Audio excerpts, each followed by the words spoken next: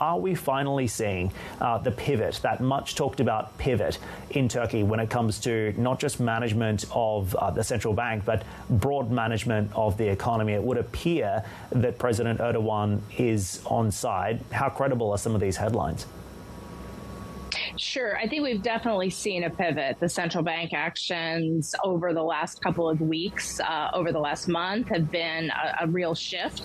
Now, of course, the inflation data that we've been seeing out even this week and within the last 24 hours underscores why they had to act as aggressively as they did and why they need to keep acting, right? The job is not over. I think investors are still watching to see both what's going to happen on the fiscal side. Turkey's always had a little bit more of a much stronger fiscal rather than external policy. And that's also, I think, underscoring some of the rating agency dynamics. But ultimately here, rates are going to go up further.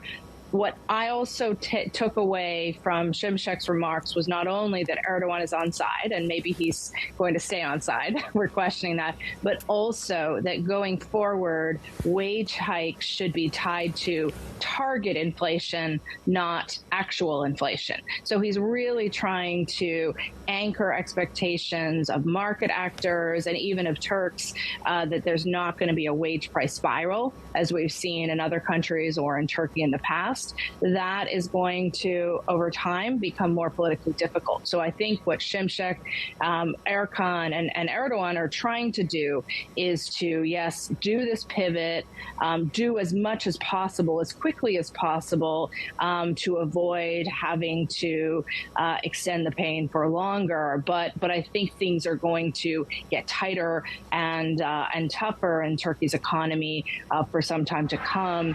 And it's notable to me that the kind of lifeline funds that they're getting, that they're hoping to get more of from the Gulf, also are aligned with this sort of more orthodox monetary policy.